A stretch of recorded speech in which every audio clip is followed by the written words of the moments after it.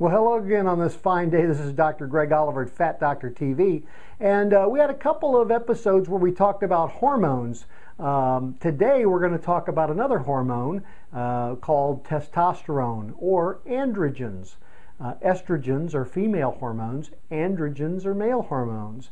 And the main male hormone is testosterone. So we're going to talk about that, but not just from a male standpoint, also a female standpoint.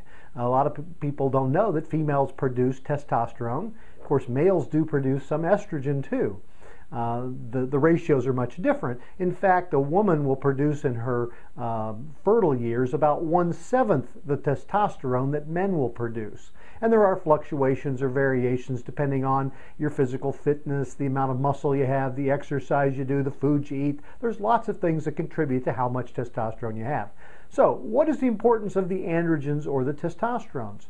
Well, testosterone is basically an anabolic type steroid. What that means is that it's secreted in the body out into the tissues, and the testosterone, like all hormones, acts as a messenger. It tells cells in the body how to respond or how to react. Now, testosterone in the man is produced mostly in the testicle and some in the adrenal glands. In the woman, it is produced in small amounts in the ovary and also in the adrenal glands.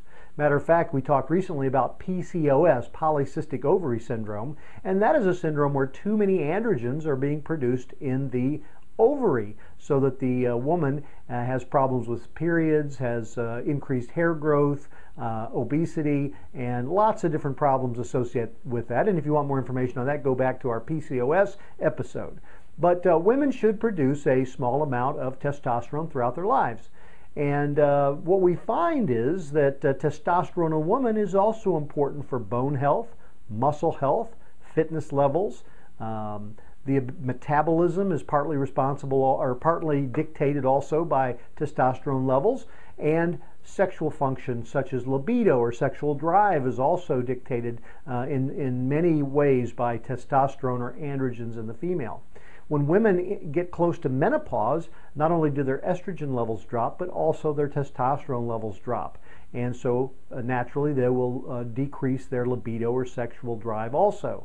Now, what we do with a lot of our patients is we'll measure these hormone levels. We know that as women go through menopause especially, the hormone levels are going to pretty much drop down towards zero. Their ovaries are not going to produce significant estrogen or progesterone or testosterone, and any of the hormone they produce at this point will probably come mostly from adrenal glands and some estrogens from fat tissue. So we supplement women to try and make them healthier. And a lot of times what we do is we ask them, when did you really feel good? And most of them will say, oh, in my late 30s, early 40s. And so what we want to do is get a nice balance or level of hormones that kind of mimic that time period in their life. So we will give them some estrogen, some progesterone, not enough to have them go back and have periods again, because most women, once they get to menopause, are kind of done with that. And in many cases, we'll give them small doses of testosterone. Now, there are cases where we don't want to use these hormones, certainly in certain malignancies, breast cancer, ovarian cancer history, uterine cancer histories. Certainly check with your family doctor, your gynecologist, internist, or whoever is going to be managing that with you. But overall, we find that we can get a good balance of these hormones in our patients, both before they enter menopause and after menopause. Now, in our men, certainly measuring their hormone levels of testosterone is important. We see a lot of men who come in and they're tired, they just don't have the drive, they've lost their sexual drive or libido, their muscle mass is decreasing, their body fat is going up, and we measure those hormones. If they're low on testosterone, which in many cases they are, we certainly can add testosterone to them. And most of the time testosterone is given to both women and men either through the skin as a topical cream, ointment, or gel, or an injection. Sometimes pellets of testosterone can be inserted under the skin, and also patches of testosterone. So there's many different ways to get the testosterone into the body. Again, it needs to be monitored closely.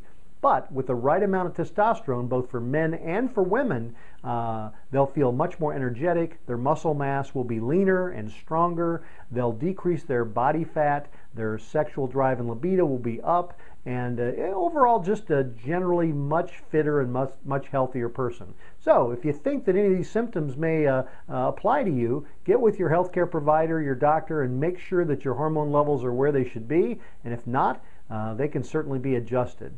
So if you have other questions about testosterone, check with us online, send us a comment or an email. We'll be glad to answer any further questions. Take a look at your hormone levels. We'll continue to talk some hormones in the future on further episodes of Fat Doctor TV. Again, Dr. Greg Oliver saying so long from Fat Doctor TV. Have a wonderful week. We'll talk to you soon. Bye now.